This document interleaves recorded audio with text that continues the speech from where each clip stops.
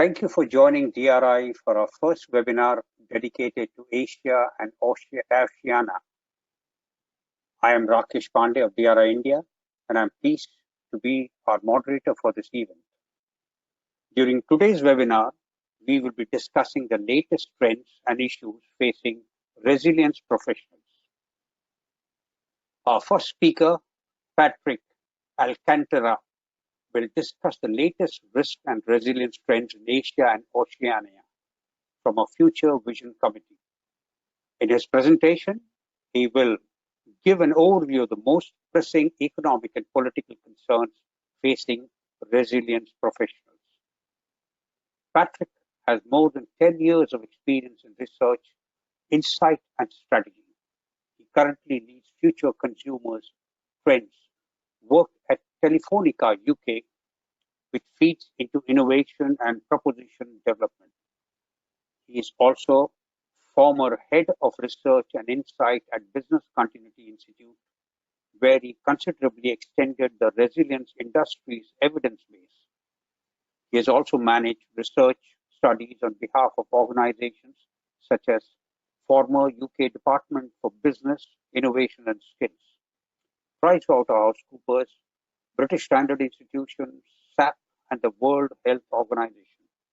He is also a subject matter expert in resilience with 40 plus publications, editorial board membership of 2 international peer-reviewed journals, and many past presentations at conferences around the world.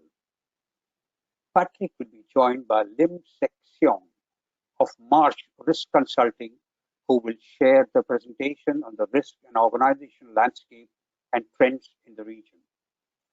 Seong is the Vice President and Leader, BCM and Resilience Service for Asia, Marsh Risk Consulting, Singapore. He has been in professional and consulting services for almost 30 years. He specialized in BCM, CM, IT, DRP, ISMS, and RM, risk management. He develops and implements strategies and plans for clients. Seong has implemented BCMS with CMP for many clients, of which at least 25 have subsequently been certified compliant to ISO 22301 2012 version, International BCM standard. He regularly conducts training, speaks at public events, and conducts readiness assessment for clients. He was also on the original core development team that wrote the TR19 technical reference for BCM and the SS507 Singapore standard for BCM-DR for service providers. If you have any questions for our speakers, please enter them in the chat box below. We will answer as many as we can following the presentations. If we do not get to your questions, answer will be published following today's webinar on the DRI blog drive. Patrick, please begin. Thank you, Rakesh. Good day wherever you are, and thank you for tuning into this webinar. I am Patrick Alcantara from the DRI's Future Vision Committee. I've been working in research for around 12 years and currently produce consumer, B2B, and technology trends insight for one of the biggest telco companies in the world. I edit the Journal of Business Continuity and Emergency Planning and was formerly head of insight in the resilience space. I have worked on research projects on behalf of organizations such as the former UK Department for Business, Innovation and Skills, the BSI, PwC, World Health Organization, and Zurich, among others.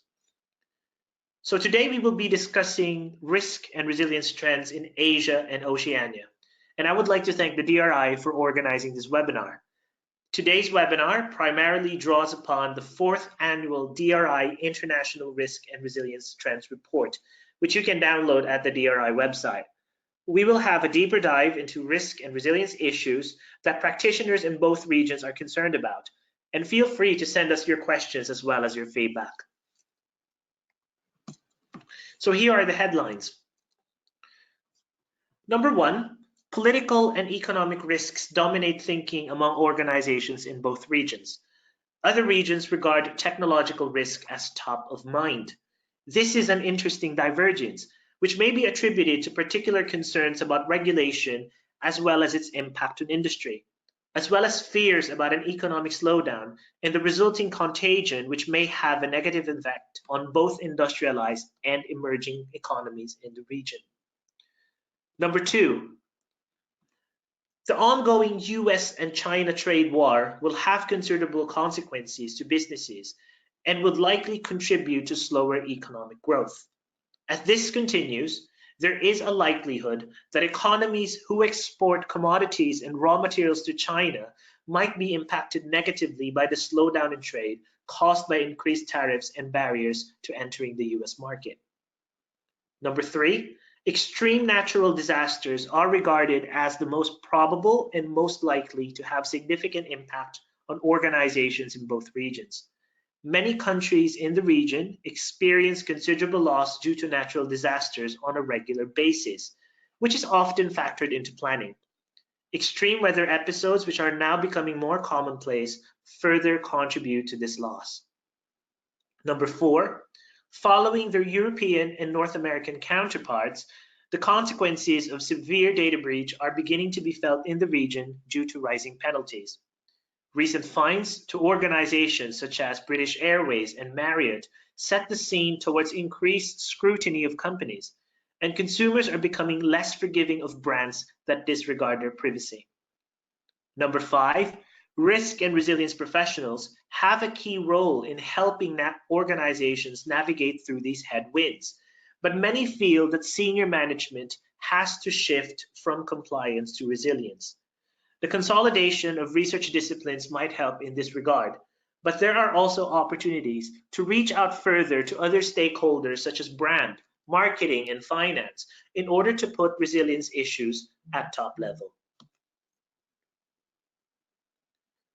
Analyzing the results of the fourth annual DRI International Risk and Resilience Trends Report uncovers some interesting findings.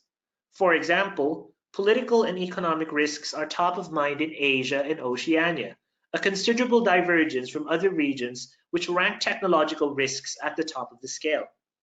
A scan of the headlines in the region reveals lingering instability in the political and economic fronts. A recent development is the escalation of a trade spat between the United States and China, in which both countries raised tariffs on one another's goods. The implications of a further escalation are significant, as it may impact other countries in the region. Other advanced economies, such as Japan and Singapore, are also facing headwinds caused by slowing economic growth, while tensions are still simmering between India and Pakistan. In the same report, professionals rated a list of issues on the basis of their probability and impact. Extreme natural disasters are seen by professionals in Asia and Oceania as the most likely to happen, given a list of issues affecting resilience, which is quite evident considering geographical location and known hazards. Some recent incidents include the following. Number one, Australia is experiencing a particularly bad drought. A recent news report says that drought will knock the value of Australia's farm production to 59 billion Australian dollars, or equivalent to 40 billion US dollars this year, its lowest level in 4 years. Government forecasts also say that the value of Australian farm production will fall by 5% on last year, with the volume of production to hit its lowest level since the Millennium Drought.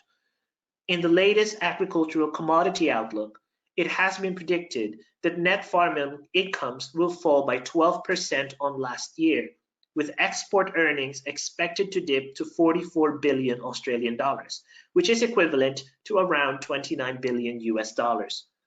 Many farmers are now receiving government welfare, with 24,000 of them eligible to receive payments of 600 Australian dollars, or equivalent to 407 US dollars a fortnight. Number two, Super Typhoon Lakima in August hit China and affected other countries such as the Philippines, Japan, Taiwan, and Malaysia. Lakima is a Category 4 typhoon, which had a wind speed of 187 kilometers per hour or 116 miles per hour. More than 90 fatalities were recorded, and around 1 million people in China were evacuated.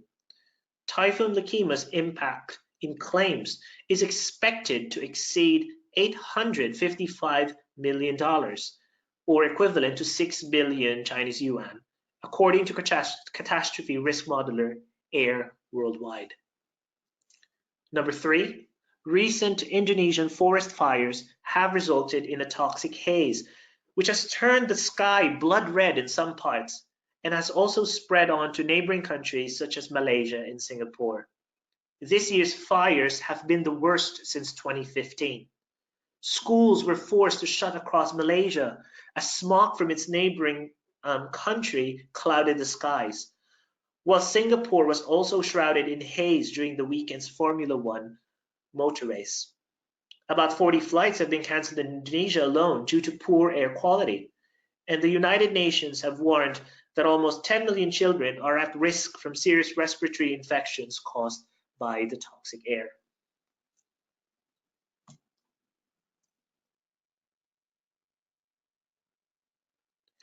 Professionals also rated the same list of issues in terms of impact. While extreme natural disasters remain top of mind in terms of impact, severe data breach ranks second in the region. As data privacy and security issues come into fore with recent legislation, followed by successful prosecution and steep fines against companies in other regions, it is expected that Asia and Oceania will follow suit. Some recent examples in the region include the following. Number 1, more than 900,000 clients of Philippine-based pawn shop Cebuana Luie were affected by a data breach on January this year. According to the financial institution, the figure represents only 3% of its total clientele. Cebuana is the leading and largest non-banking financial services firm in the country, which provides microloans, pawnbroking, money remittance, bills payments, and business-to-business solutions. Number 2, it was also revealed that confidential information belonging to 14,200 people diagnosed with HIV was stolen and leaked online in Singapore. According to a statement published by the country's Ministry of Health, the compromised personal data include names, contact details, phone numbers, addresses, HIV test results, and other medical information of some 5,400 Singaporeans and 8,800 foreigners dating up to January 2013. The name, identification number, phone number, and address of 2,400 individuals identified through contact tracing up to May 2007 were also included in the breach. Number 3, in mid-March, Japan's Toyota Motor Corporation revealed that unauthorized access has been detected on its servers at its subsidiaries in Thailand and Vietnam. Toyota issued notices in their Thai and Vietnamese websites informing the public of such a breach. A month earlier, the multinational car manufacturer had suffered a cyber attack in its Australian subsidiary, which caused disruptions to its IT systems, including phone and email communications. But the worst attack came on March 21st, when personal information belonging to 3.1 million clients was exposed as a result of data breach in its sales offices in Japan.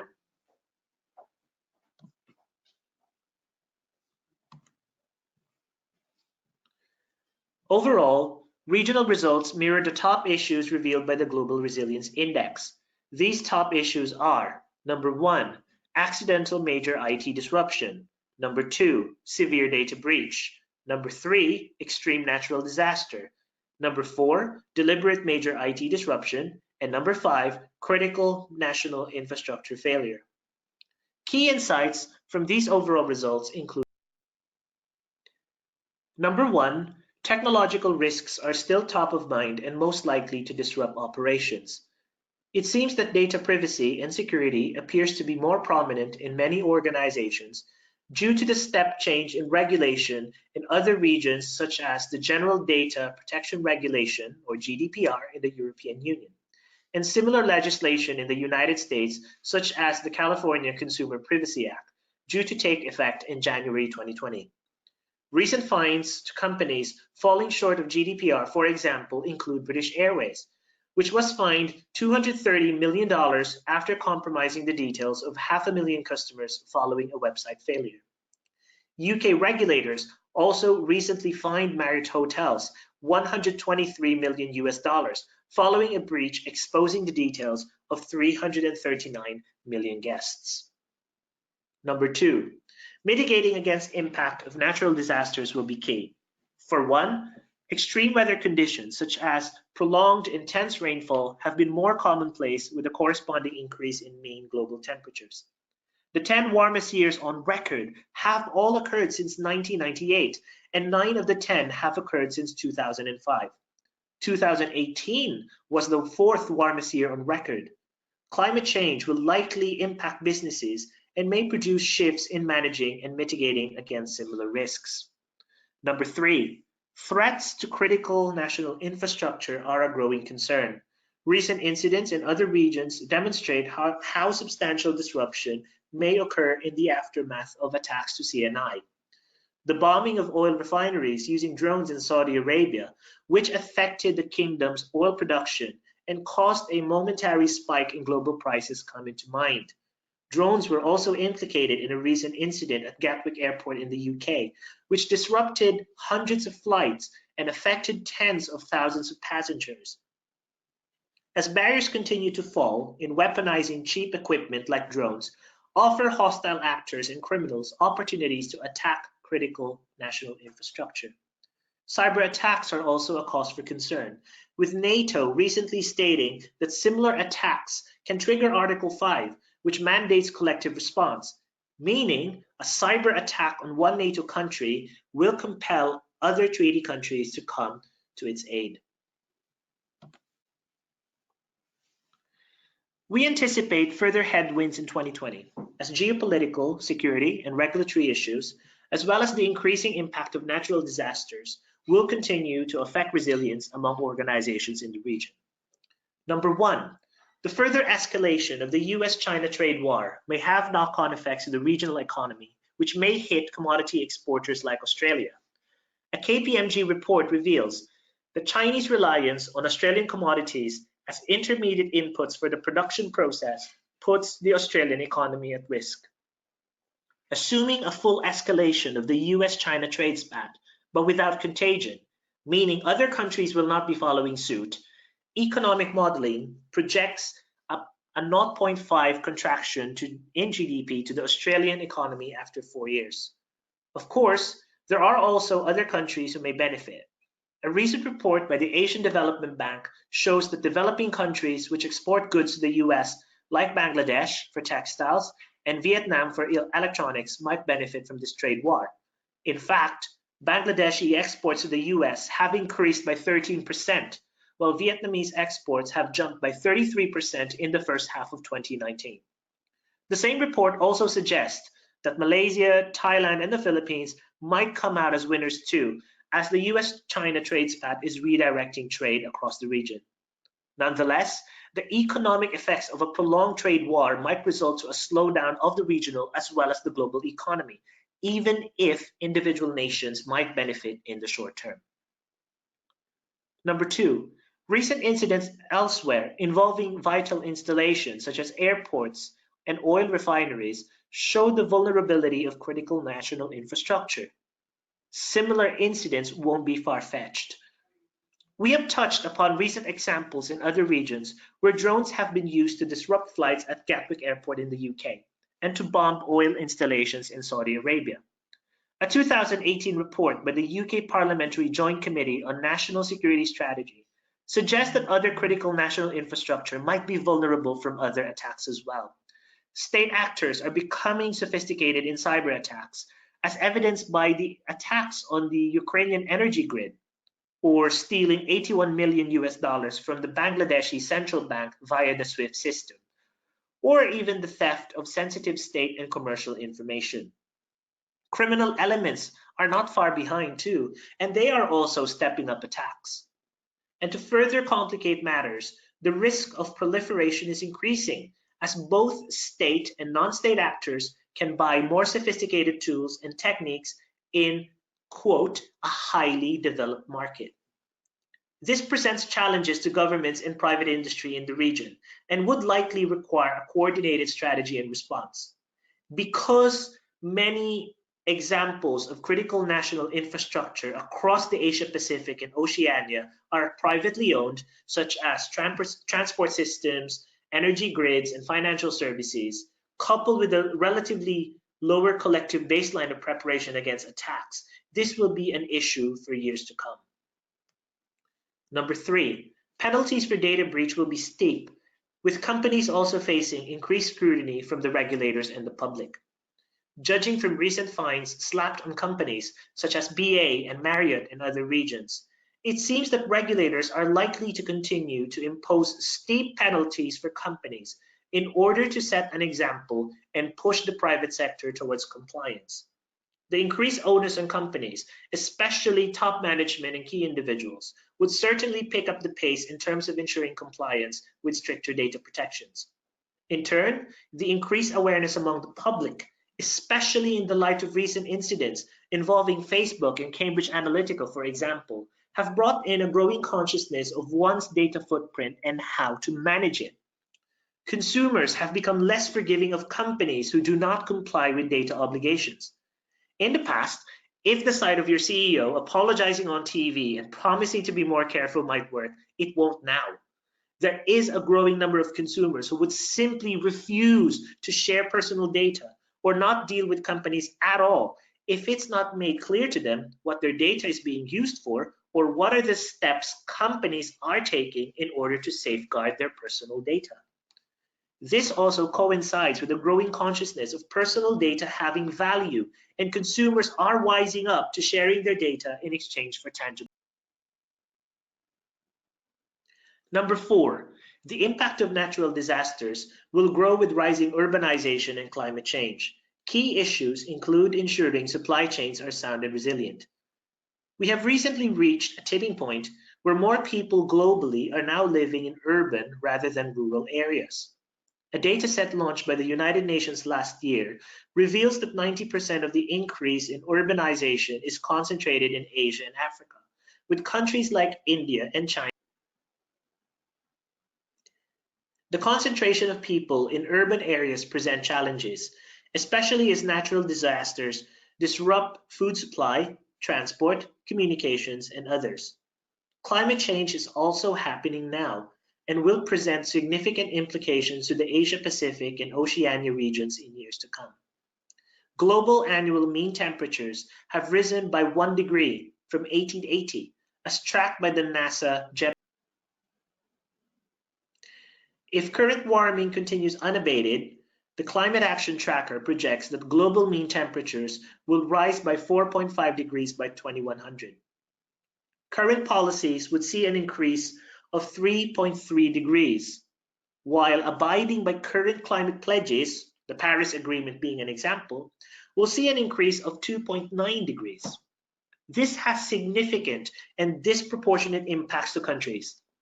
Moody's reveals that most of the countries standing to lose most from climate change include many countries in the region. That includes Singapore, the Philippines, Malaysia, Thailand, India, China, Australia, and New Zealand. As such, adaptation to climate change is key, as it seems almost inevitable. Entire countries and companies have to plan their strategy around impacts to many aspects, including food production, logistics, even work patterns, and the like.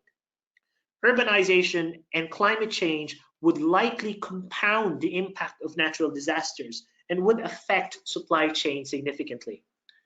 Resilience professionals have an important role in flagging these risks and helping countries and companies adapt to these changing conditions accordingly. It is with this thought in mind that we shift to the role of the resilience professional. Simply put, resilience professionals will be at the forefront of many of these challenges and are in the best position to help businesses and governments face the many headwinds identified in the webinar so far. The recent DRI report reveals some of the top issues that resilience professionals identify. Number 1, a compliance mindset facilitates required attention and investment, but professionals rightly identify that it has to shift to a more proactive approach to resilience. The drive towards compliance certainly helps in starting conversations, And the challenge remains to turn it into an overall effort towards resilience. Using GDPR as an example, companies have spent much time, effort, and resources towards ensuring compliance once the regulation kicked in. A company in particular, in meeting its obligations, has ensured that conversations regarding this regulation are not limited to its resilience professionals, but are discussed more widely. They have correctly identified that GDPR goes beyond compliance, but also represents a broader shift in thinking about data and privacy, not just by governments, but also by consumers. By convening a strategic committee on customer data and a tactical committee on governance, with both committees having senior leadership present, this company was able to turn the conversation from compliance to resilience, and also towards thinking about opportunities to the brand as consumer data is harnessed in a transparent and ethical manner. Number two, this leads to the second point, that embedding resilience requires skillfully building alliances, sometimes beyond core disciplines. So we're looking at brand or marketing or finance, for example, and relating these resilience issues to strategic, commercial, and brand imperatives. Using the same GDPR example, this same company has realized the many knock-on effects the new regulation might bring and sought to involve other areas of the business to solve issues. For one, the restrictions on gathering customer data have resulted in decreasing opt-ins to marketing, which impacts the way that company understands its customers. So it was seen as essential to involve marketing communications, data, and insight areas in understanding what drove those opt-ins and test how particular ways of signposting requests for customer data in channels, especially online, might help. By involving other areas and working on relevant projects, resilience is being seen as integral to the business and goes beyond its usual silo. Number three, senior sponsorship remains vital for resilience issues to cut through from being business as usual to more strategic import, enabling resilience professionals to educate and understand the roles better. Again, with the GDPR example, it was quite clear to that particular company that they are facing a shift in attitudes towards data and privacy, which requires a strategy in order to future-proof the business. With senior leadership providing the impetus, they commissioned insight on how consumers' attitudes are changing in terms of how they view their personal data and privacy, and how their behaviors might change in the future. Using their strategic committee on customer data, they identified key implications to the business, which was fed into different areas for action. For example, the business would need to foster trust by being transparent and clearly signposting how personal data is being used. It had implications to marketing, which led to a review of channel communications. This was also used by the brand team to lead a conversation with customers about trust and using GDPR compliance as an opportunity to talk about. Before even discussing the benefits of personalization, it was seen as crucial to focus on building trust first and seeing GDPR from a customer-centric lens. By framing GDPR compliance in this regard, overall issues of resilience have cut through the organization beyond the business continuity, risk management, or data departments, and into other areas of the organization, such as marketing and brand, amplifying their efforts and ensuring that compliance as well as resilience is turned into opportunity. Thank you very much for your time, and I would be happy to answer your questions.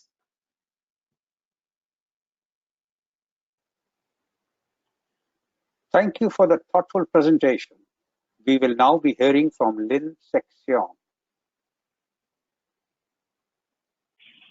Hi, good morning, everyone. Or if it's good evening or good night, depending on where you are viewing this presentation from. My name is Seong. My family name is Lim, and I'm actually a consultant now in Marsh, specifically Marsh Risk Consulting. So I've been presenting and implementing business continuity solutions and as well as resilience solutions for I would say come to almost 20 years now, maybe more. All right. So let's move in, and the topic I'm going to present today is it's focused on the risk and organized resilience. Basically, I'm going to provide you an overview of the trends, and then I'll give you some basically what are some of the updates on that's happening now, and in some of the implementations that you could consider to be used for some of your projects, or if you internally. So this is the agenda that I'm going to go through. Firstly, I'm going to present to you a brief overview of what's in the current risk landscape, and then I'm going to share with you some of the approaches that may be used or has been used to address some of the risks that you will see in the next few slides, and then I'll summarize with a few key messages on what will be useful to consider to ensure there's a implementation or any project that you're doing will be successful. So let's look at the based on the current landscape. So what you see here in this slide, it's the Global Risk Landscape for 2019, which was published early this year in January. That's published by the World Economic Forum Global Risk Report 2019. What's interesting about this diagram is that the geopolitical events or disasters like weapons of mass destruction, terrorist attack, even the failure of national governance, and then if you look at social instability, you actually have the what's happening now in Hong Kong. So that actually remains a key issue. But what's interesting is that over the last few years, including beginning of this year until now, what's on the key risks will be critical information systems failure, and this could be due to hardware or systems failure. It could also be due to cyber attacks, and then increasingly many issues have arisen because of data fraud. So these are some of the pressing issues in addition to natural disasters or due to climate or natural causes. So this has become a very key issue. So let's look at this next slide. You will see that the natural disasters or man-made issues remains a high impact risk. But what's interesting now is that the data fraud and cyber attacks actually have become more prevalent. And although it's not shown on the impact side that it's on the high side, but based on the survey, but based on your organizations or the customers you're working with, you should look at this more carefully, because there's a much increase in expectation that there will be an attack in most organizations. So again, this is actually extracted from the World Economic Forum report 2019 earlier this year. Yeah. Next, this is actually a very recent report that was just published this month or last month. This is a joint survey between Marsh and Microsoft. What's interesting about this is that if you look at here, the number one risk right at the top here is cyber attack is marked as the number one risk. And then for some organizations and many other organizations, even if it's not marked at the top risk, they actually will the amber color, they actually mark it as a top 5 risk. So this is actually one of the key risks you're looking at. Of course, risks related to business interruption, disasters like I would say the brand reputation, image issues, supply chain disruption, right? Even the natural disasters remain key issues, but including terrorism. But what's important right now is that one of the key things as business continuing professionals now, we have to look at cyber attacks as well, especially if you are a service provider in the deemed as a critical infrastructure service provider. This could be utilities, this could be financial institution, or if you're providing call center data services as well, right? So this is something for you to think about. Next, this is some of the conclusions that we draw from some of the surveys that we've done. Again, from the most recent one is the Marsh Microsoft 2019 survey. What's happening is that one of the key conclusions was, it says here, considerable dissonance between higher cyber concerns and non-strategic cyber risk management. This is very true, and what happens now is that the trend is to integrate this as part of the risk management discussion at the top management, even the board level. So this is becoming increasingly key issue right now. However, there are some challenges. The next point you see is that most organizations are struggling with how to measure the risk. So risk quantifications remains a key issue, and even at the board level, typically management decisions are made through possibly through financial impact and also the cost of mitigation. So this is a pressing issue right now, where many organizations, they are still struggling with this. The technology partners, the internal technology specialists, they are able to determine what is the solution. But then when it comes to how to justify the solution and quantify the impact, this is where many organizations, many practitioners are still struggling. The next part here, new technology are transforming business models. Yes, this one is what you see is that yes, we have many technologies now, new technologies coming up. Well, we have unmanned self-driven vehicles. We also have the Internet of Things coming up, and then you actually have going to have what you hear the terms business analytics, data analytics, artificial intelligence. So all these are being adopted, and the term that people commonly use now is digitalization of businesses. So this all comes as what are the risks involved. So this is something that that as practitioners we should be looking carefully at this. Then the next part here, supply chain or value stream management. In some organizations, they're calling it this now. They actually have to, it will affect the supply chain, it will affect the value stream. How is this affected? And this is something to contend with. The next part is nation-state threats. This is affecting many organizations. However, there's really the way to address this risk is again to partnering with the government. Most organizations you will lack the resources if you're targeted by a nation state. There is a nation state sponsored hacker. Okay, then the last part here is cyber insurance is an effective essential risk management tool. It's not saying that insurance has not been used. Typically, the contention is that even in Asia, let's not talk about cyber insurance alone. In many risks where there's natural disasters, business interruption, many organizations still rely more on insurance.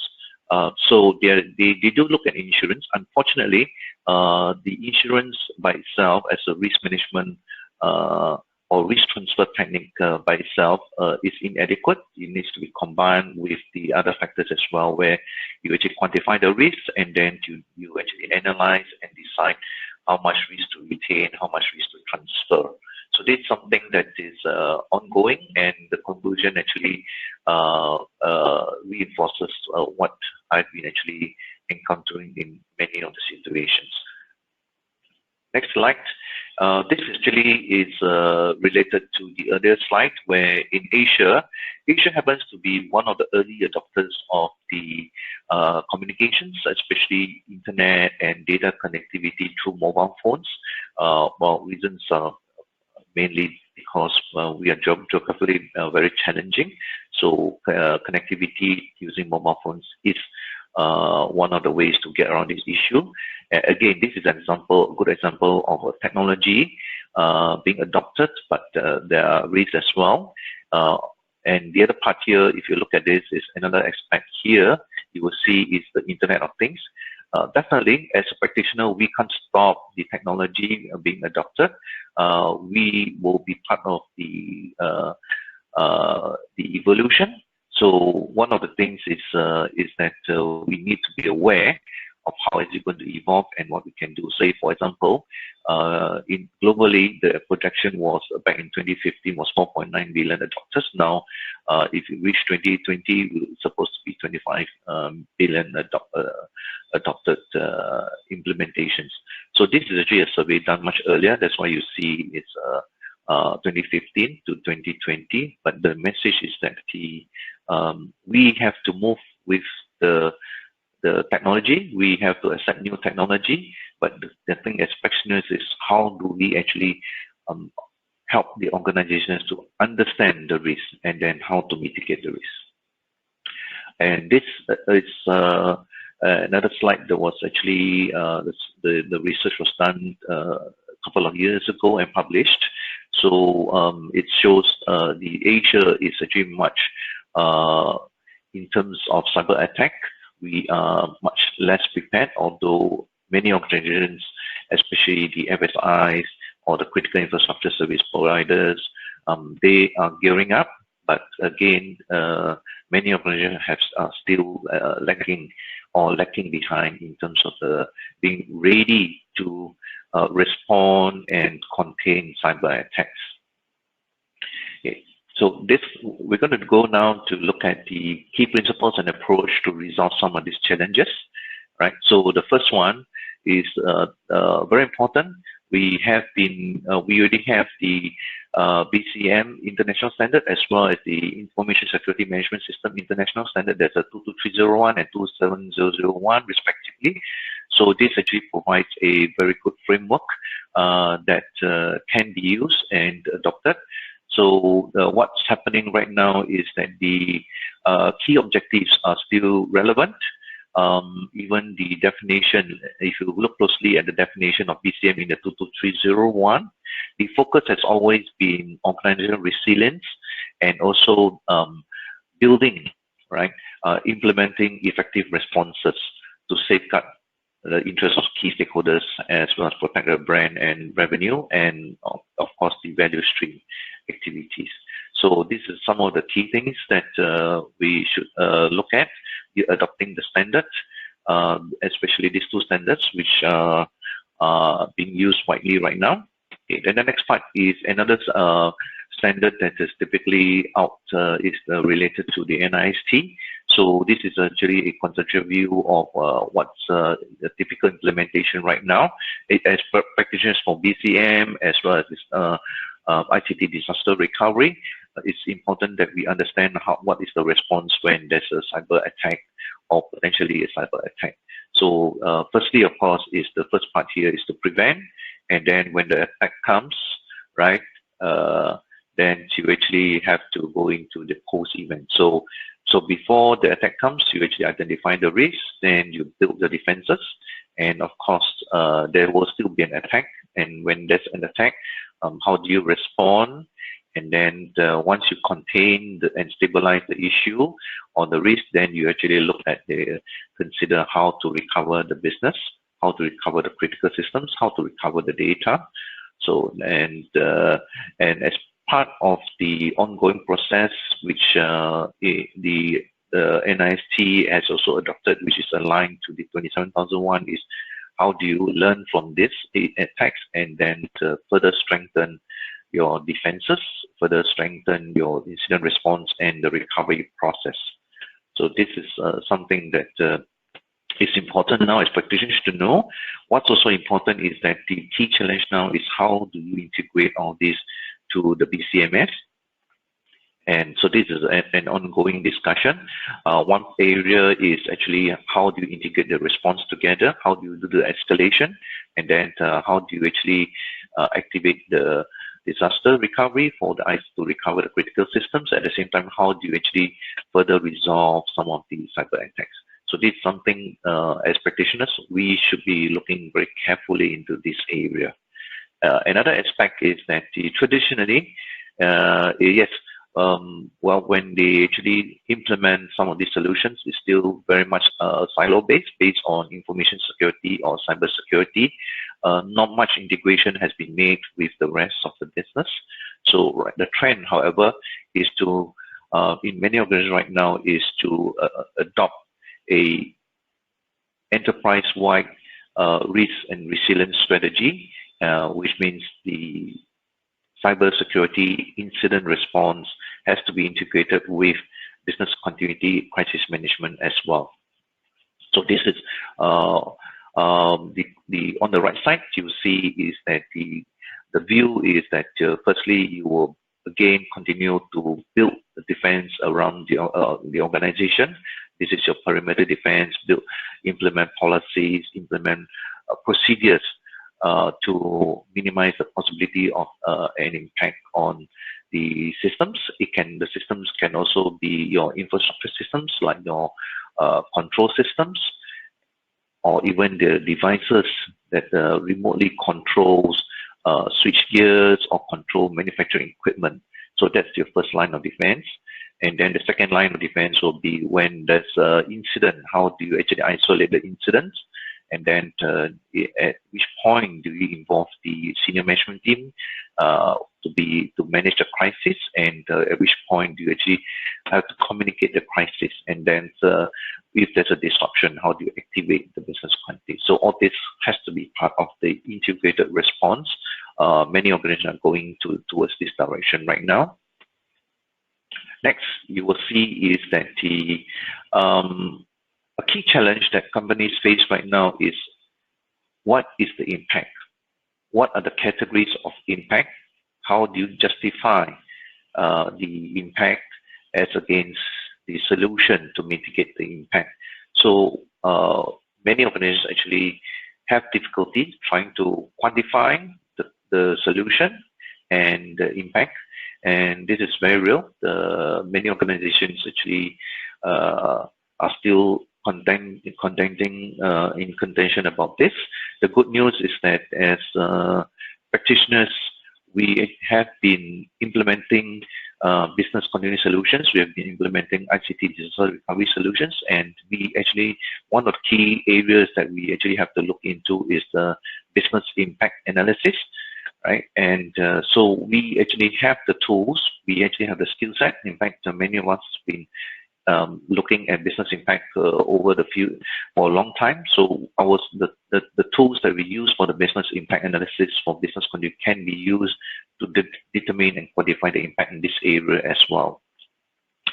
Next example, it is an example of how they will look at and the impact. So firstly, this timeline. And then you will see is that, okay, what are the response measures? And then the next part here is what are the recovery measures? And at the same time, how do you come back to full operation? So this is the approach that we typically use right now to quantify the impact, to look at the when the impact started, right? And then how long before you respond. So the timeline here is an example. Of course, cyber attacks, in some situations, you realize if the attack could come, the attack could have started about 6 months or 1 year earlier before it was detected. So all this will change the impact, and all this needs to be taken into consideration. So the key question then, in a simplified way, is looking at think about the impact, and also think about the responses required. Okay, what must be what actions must be taken? Okay, when must these actions be taken? Where will the actions be taken? What are the resources you need? And basically, what are the steps required? This will give you an idea of what would be the cost of mitigation. So this actually will enable you to quantify the cost of the solution and then to weigh it against the impact. Okay. So some of the key success factors that you will see is that typically this has to be top-down. So it's to be driven from the top management. I've seen some projects where the information security team or the ICT team or the technology team is implementing the solution without top management making key decisions. So technically, they struggle to ensure that the solution that they put in will be effective. Once you have a top-down approach, then the next part is how do you actually integrate or align the risk assessments and the business impact analysis together. So this has always been a key challenge, and so what I typically will recommend practitioners do is that ensure the risk management framework and the business interruption framework or business impact analysis framework is actually aligned across the different areas you're looking at. This can be information security risk, or now it's called cyber security risk. It can also be BCM, and the organizations that actually has implemented enterprise risk management or operational risk management should make sure all these are aligned as well. The frameworks are aligned. Right? Some even have gone further to actually integrate all these risk management framework together as a single common risk management framework. So it's not important how you do it, whether it's one risk assessment or multiple risk assessments, right? But it's important that they are consistent. And that being consistent enables you to develop all the relevant responses, procedures to mitigate firstly to mitigate the in this case a cyber attack, or if there's a natural disaster or a man-made disaster that disrupts businesses. Again, this will actually integrate with the emergency response. Then the next part, of course, will be the business continuity areas, right? This, as well as ICT disaster recall. All this needs to be embedded and integrated together. And the next one that is important is the training.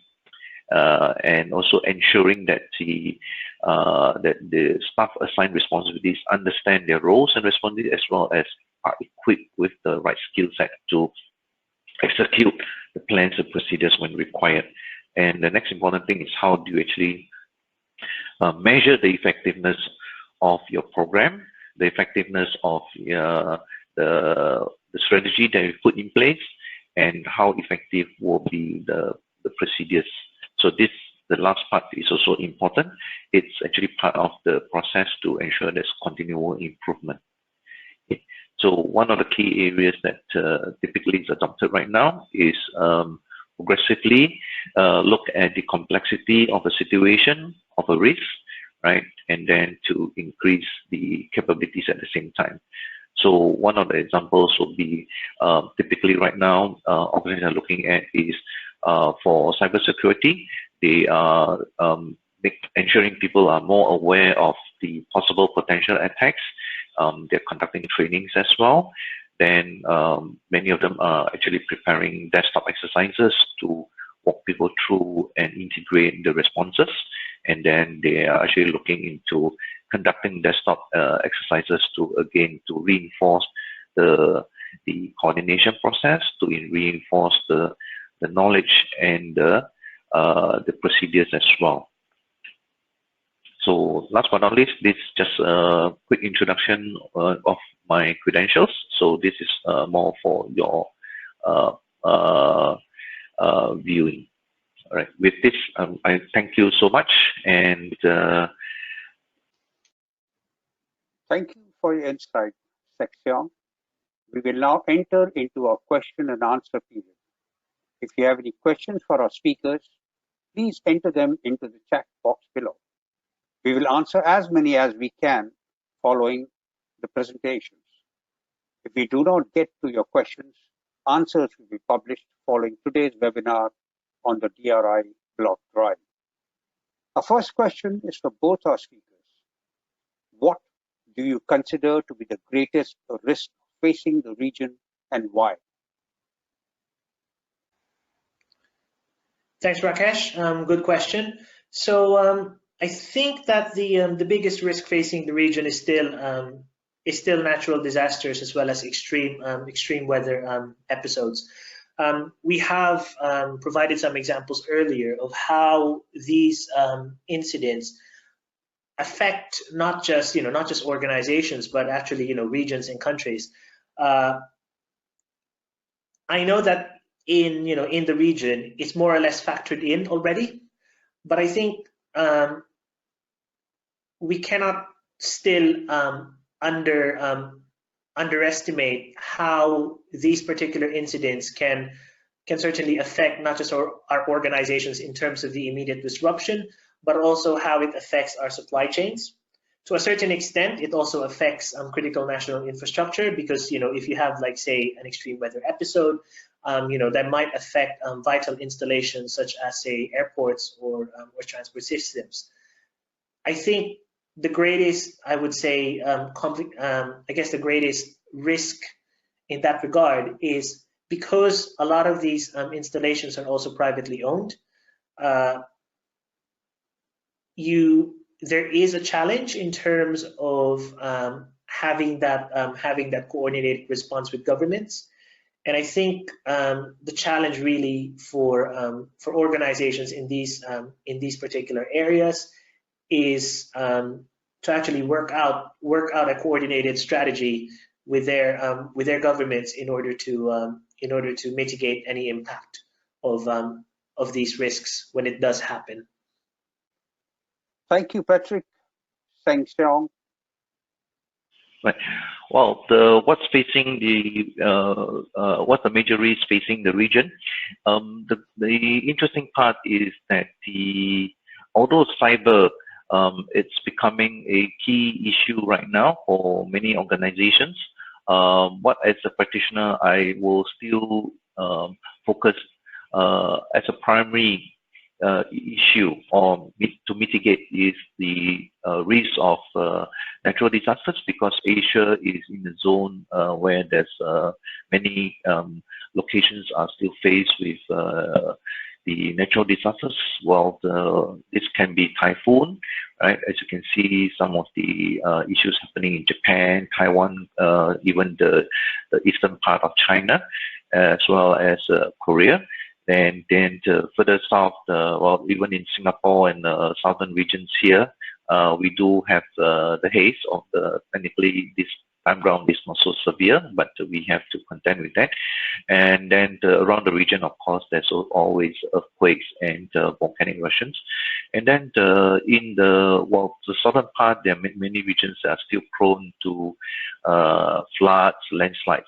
So the natural disasters or man-made disasters, terrorism remains a key issue. However, cyber is something that we cannot ignore right now. Thank you. Our next question is in two parts for Seong. First, how can we incorporate data analytics into current BCMS? And second, how can BCM professionals stay relevant in this field?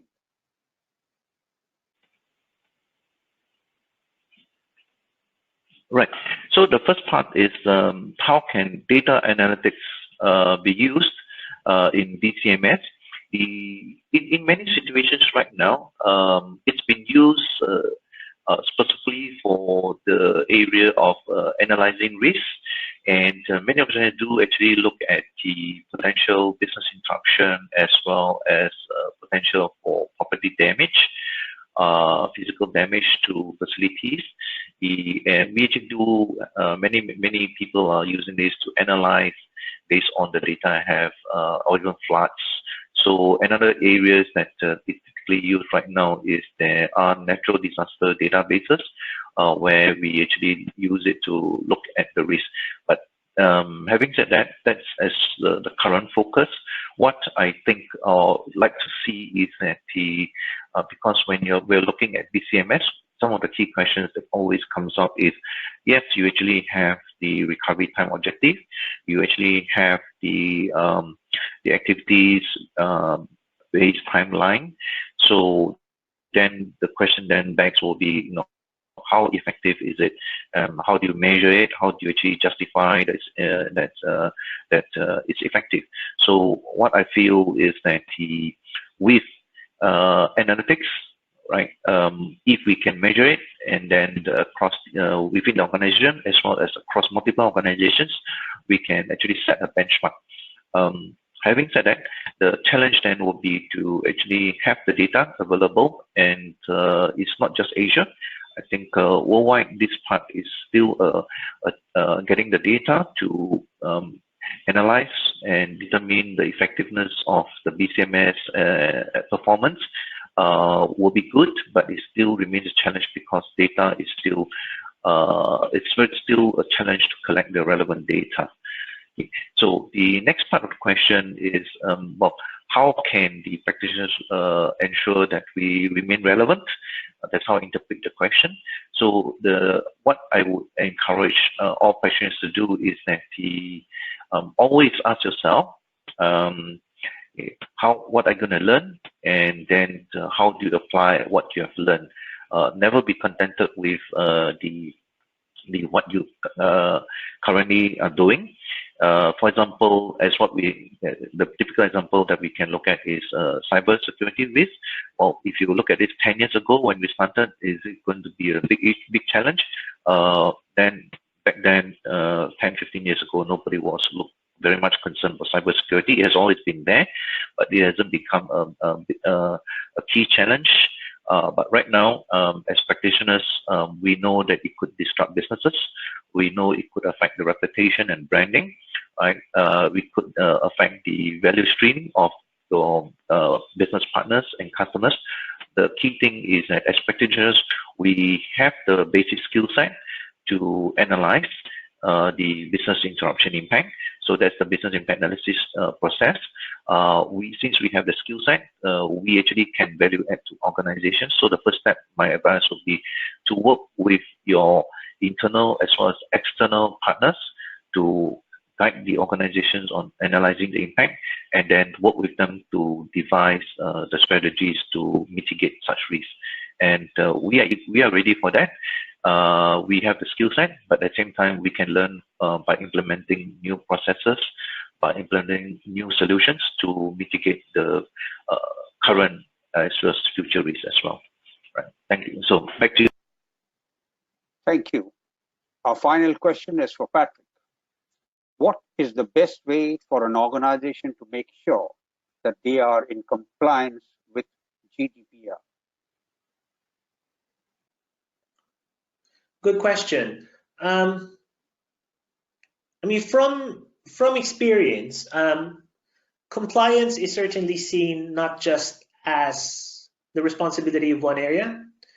It works best when you have senior leadership actually providing the impetus to maintain compliance, but also when you try to spread the responsibility to other areas as well.